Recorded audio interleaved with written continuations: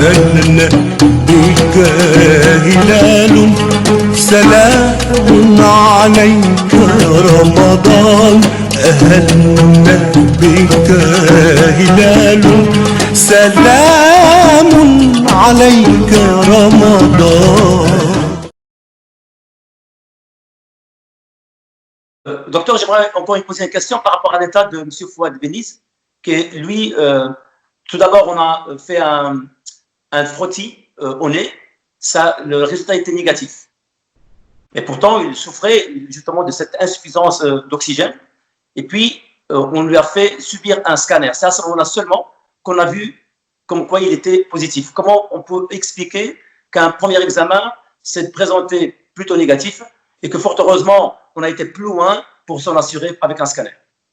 Oui, effectivement, donc les frottis du nez ou de gorge donnent des résultats. Donc il y a une sensibilité, ce qu'on appelle la sensibilité, parce que dans les examens, il y a toujours ce qu'on appelle la sensibilité et la spécificité. Je vais définir ce que ça veut dire. Sensibilité, c'est-à-dire combien de faux négatifs on peut avoir. C'est-à-dire, vous faites un frottis du nez, mais vous allez, par exemple, pour ici, dans ce cas-là, c'est 70% de sensibilité. C'est-à-dire, vous n'aurez que 70% des gens réellement malades qui vont être positifs au frottis du nez. Et 30% vont être négatifs alors qu'ils ont le virus. Ça, c'est la sensibilité. Donc, un test est un bon test quand il s'approche de 100% de sensibilité, c'est-à-dire qu'on ne rate quasi personne. Donc, il n'y a quasi pas de faux négatifs. Ça, c'est un test qui est très sensible.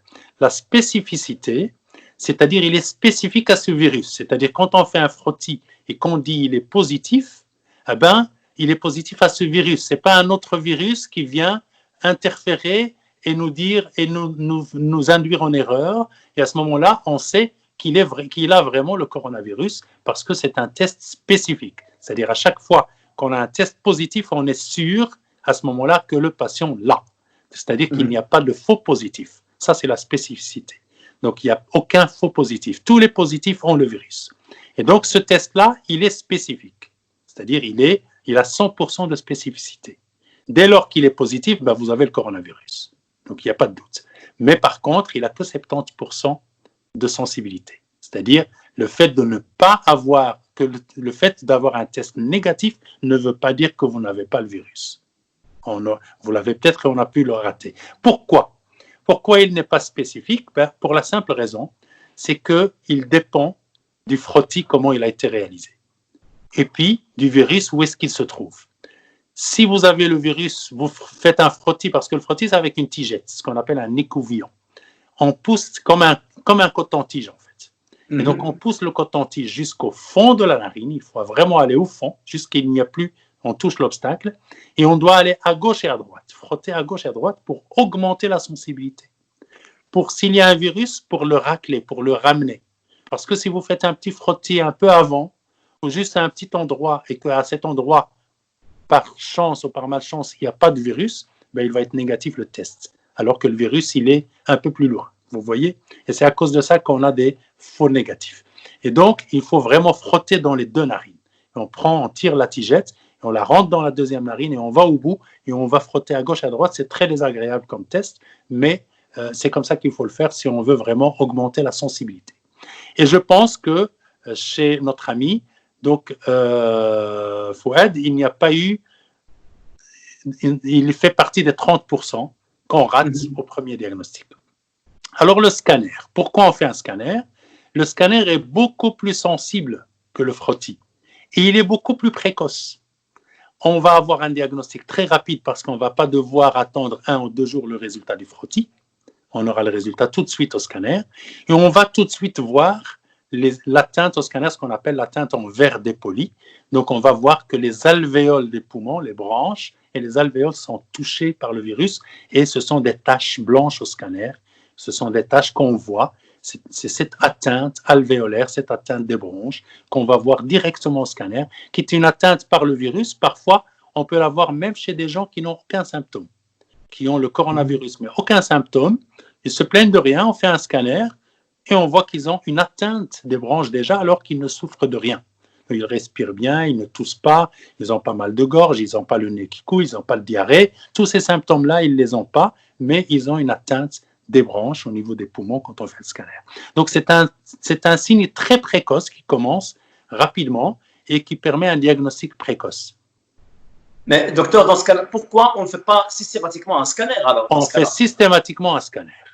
Donc, c'est un peu étonnant. Après le frottis alors? Après le frottis on les fait en même temps, tous les deux. On fait scanner et frottis et on voit le scanner. S'il est positif, ben, le frottis, c'est un résultat qu'on va attendre, mais on sait déjà qu'il y a le coronavirus.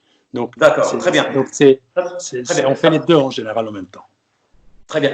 Justement, dans le cas de notre ami Fouad Benis, il y a eu aussi diminution d'oxygène dans le sang et donc il a subi une rechute dans son Oui, état. en fait, c'est pour ça. Donc, ici en Belgique, en France, dans les pays d'Europe en général, au Maroc, on n'a pas ça, on a une autre attitude. Hein.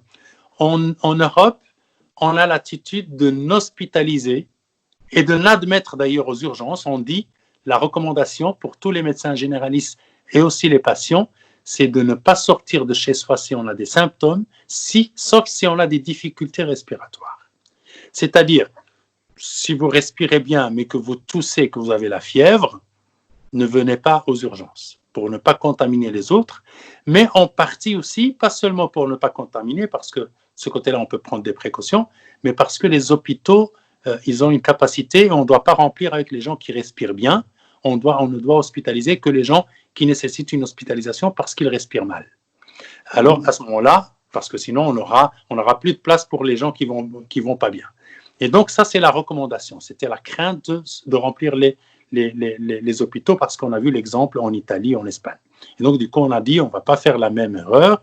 On admet aux urgences que les gens qui vont mal, donc qui respirent mal.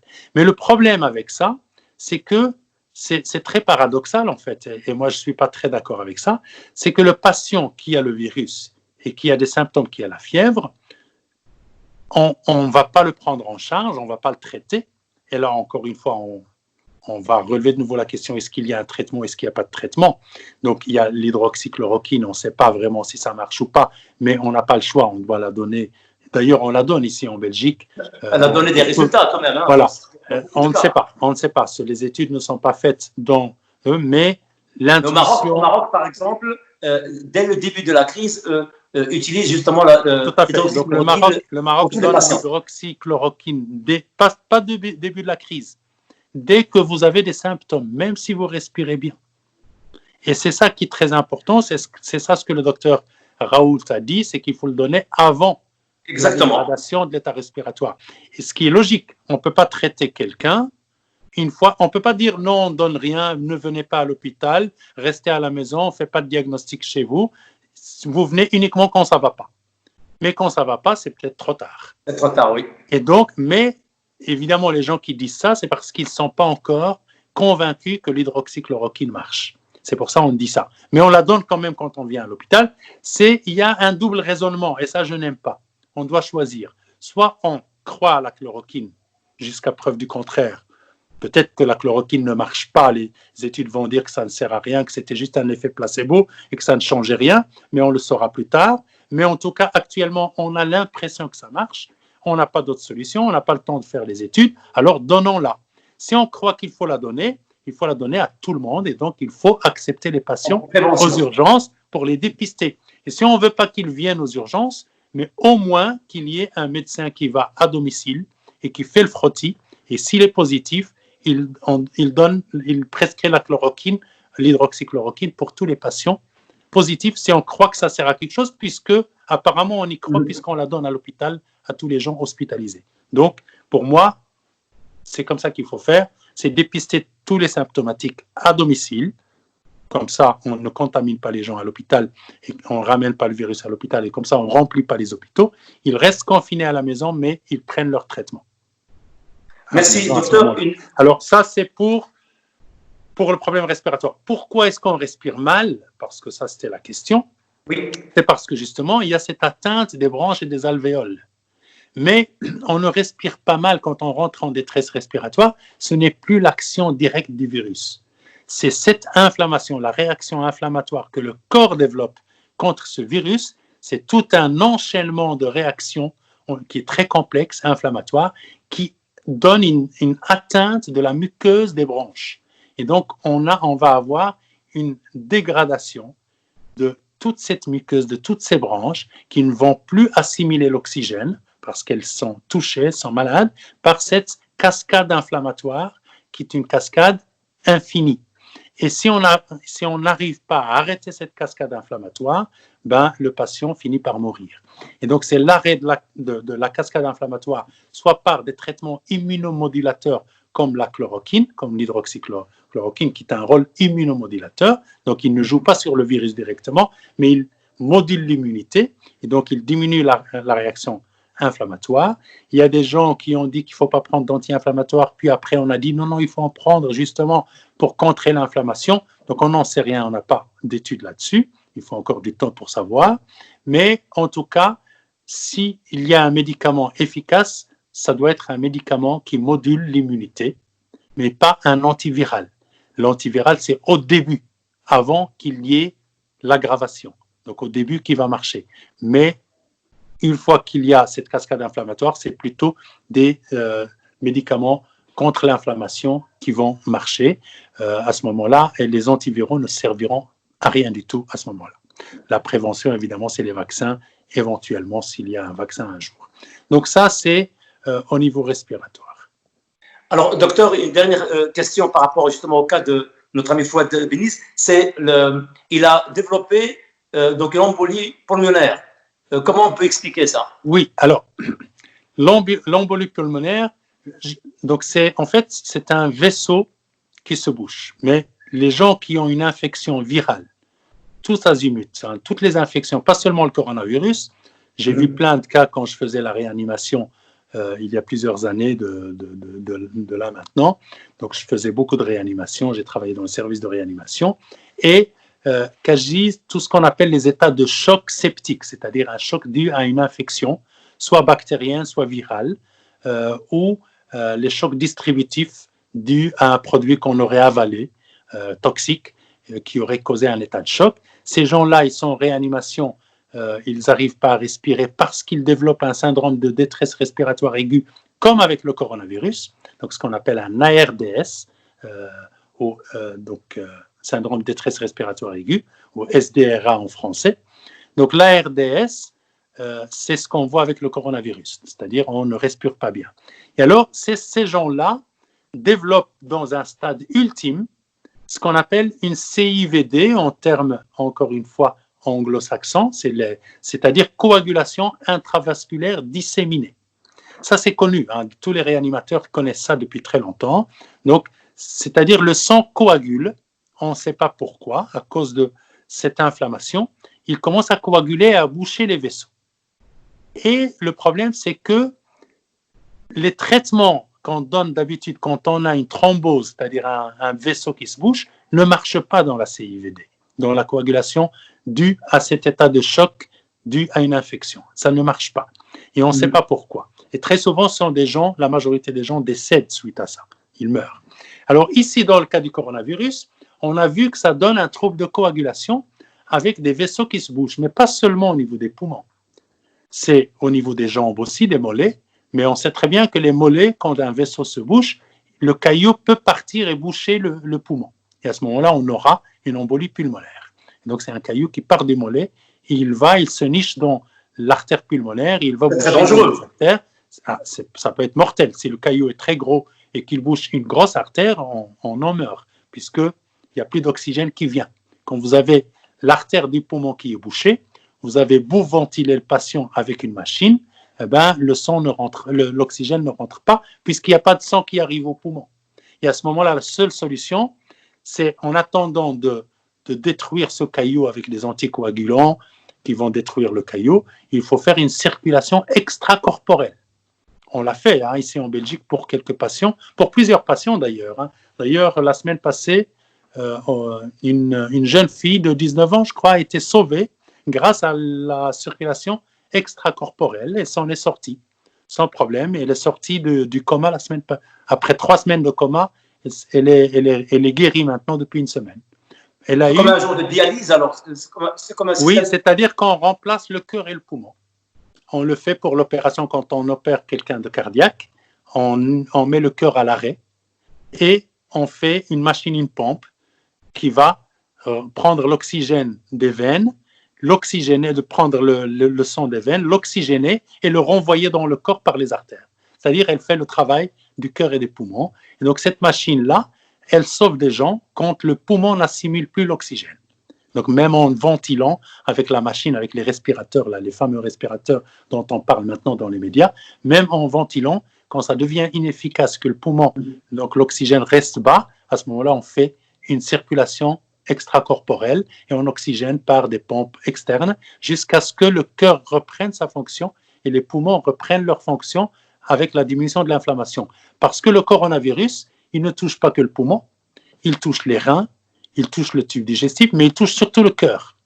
Et donc, il donne ce qu'on appelle des myocardites, une inflammation dans le muscle du cœur, dans le myocarde. Le myocarde, c'est le muscle du cœur. Et donc, ce traitement-là, donc en court-circuitant le cœur et le poumon, donc c'est-à-dire en les mettant de côté, le temps qu'ils guérissent, ça permet de tenir un bon moment, ça peut être 3 semaines, 4 semaines, le temps que le cœur, le myocarde guérisse et les poumons guérissent. Et puis à ce moment-là, on rebranche le tout et le patient retrouve une vie normale après cela. Et donc, ces embolies pulmonaires se traitent par des médicaments qui détruisent le caillot, donc des anticoagulants. Mais en général, il y a des gens qui disent même qu'il faut les donner en prévention. C'est-à-dire, dès que le cas est grave, dès que le patient respire mal, on sait qu'il peut faire des embolies, qu'il peut boucher ses vaisseaux. Alors, donnons un anticoagulant en prévention. Au Maroc, ils le font. Vous voyez, encore une fois, le Maroc est au devant pour le moment. Il a très bien géré la situation jusqu'à maintenant. Le Maroc, dans le protocole du ministère de la Santé du traitement des cas de coronavirus, l'anticoagulation est reprise comme traitement de base pour les cas où il y a une détresse respiratoire. Et donc, il le donne en prévention des embolies. Merci beaucoup, docteur. Effectivement, le Maroc, il a pris les devants, non seulement parce que le Maroc n'a pas les mêmes moyens qu'en Europe, et ça l'a certainement poussé à commencer le confinement total du pays en fermant les frontières, et c'est une très bonne chose. Ils se sont même autodéveloppés dans la fabrication des masques et d'autres matériaux. Au-delà de ça, ils ont commencé à exporter les masques. J'ai lu ça hier dans Le Monde, dans le journal Le Monde en France. Le Maroc exporte les masques en Europe maintenant. Donc, effectivement. Docteur, merci. Ils ont fait tourner la machine, ce qui est très... أنزل القرآن للمؤمنين تفتح الجنات العالمين أنزل القرآن أهل بك يا هلال سلام عليك يا رمضان أهل بك هلال سلام عليك يا رمضان